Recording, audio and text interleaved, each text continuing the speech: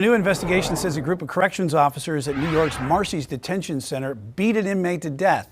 We won't show you all of the graphic video, but body cams show the moment officers bring in Robert Brooks.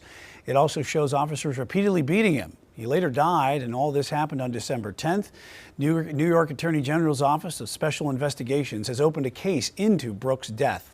Chief Legal Analyst Khalif Rhodes joins us now. And Khalif, the key legal matter here is, did these officers use excessive force that led to Brooks' death? It would seem like it. I mean, you got a couple things, and you got to look at the whole picture. And most of the time, we don't have that but you can look at some of the key points to see if they use excessive force, specifically what happened before this. When you looked into Letitia James, who's the Attorney General, we've seen her before doing a number with the hush money case with Trump.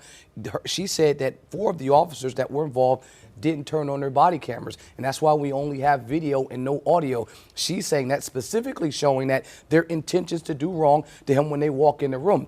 But if you're looking at this video, you don't really need much to say that this was clearly excessive force. I looked at the entire video, all of the angles that were provided. A number of things happened in this video. Specifically, once they brought him in the room, they started to beat him immediately. At some point, you see they did some type of test to see if he was still awake, but then he got no response. They continued to beat him, choke him, kicked him in the groin, kicked him in the stomach, put him against the wall, stripped him completely naked, and then continued, even at that point, to beat them. And at no point offer any assistance of attempting to resuscitate or anything. When the video stopped, it looked like someone was attempting to grab the defibrillators, but the video cuts off at that moment. But that's after a number of beatings, multiple times. I mean, 14 people in the room. Nobody stopped to say, hey, guys, maybe we went a little bit too far. You know, and we've seen videos over the years that have really told a certain story out of this. And according to the New York Times today, 3 of the 13 guards implicated have been accused in lawsuits of early attacks in New York prisons. 3 have already been accused, but I also looked at something that's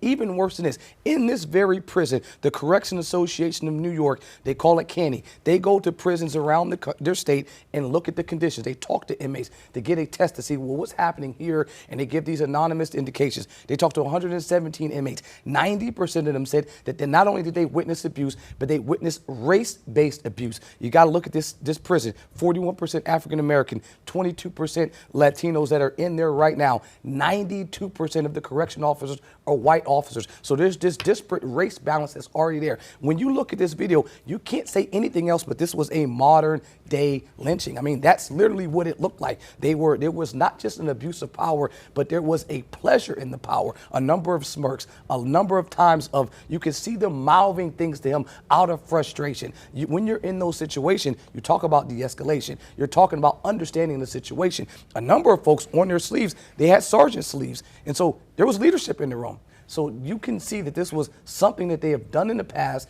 and has been okayed by people that were in authority. And we are certainly going to have to see where more of this goes as more of that video gets played over and over again. All right, Khalif Rhodes, Chief Legal Analyst for us. Thanks.